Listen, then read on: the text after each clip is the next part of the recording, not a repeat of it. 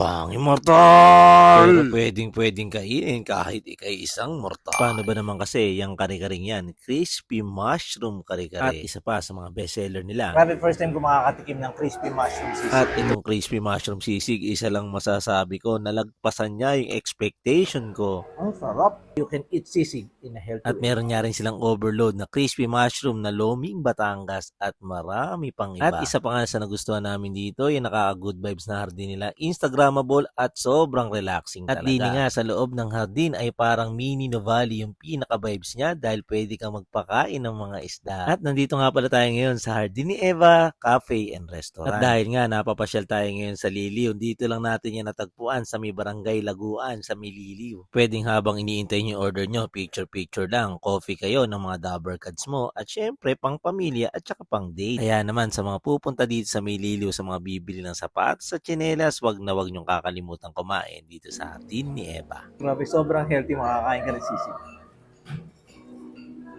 And for only 200 pesos nga lang ay matitikman nyo na yung ganitong kaligit at kasarap na Sisig sisig. lover ako, sa mga sisig lover dyan, iniimbitahan ko kayo. May Hardin ni Eva Restaurant and Cafe. Kung malapit lang kayo sa Liliw, mapapapasyal kayo dito sa Liliw, nagpunta kayo sa San Pablo, or pwedeng yung dayuhin para you can eat sisig in a healthy way. Wow!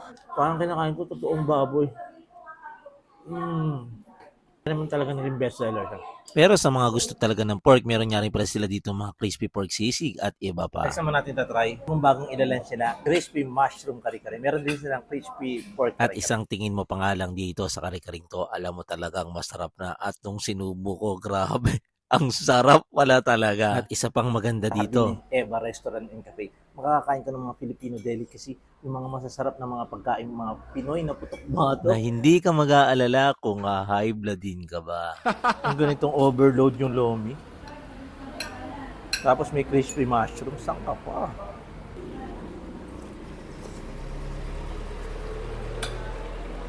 Grabe, ang sarap. Tapos guilt-free pa kasi nga crispy mushroom, healthy.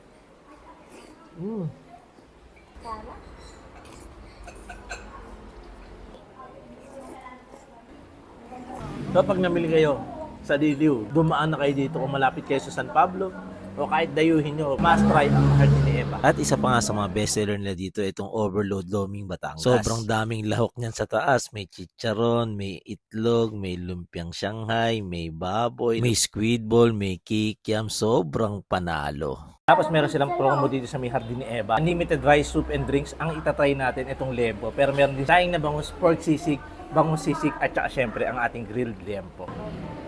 Sausaw natin dito.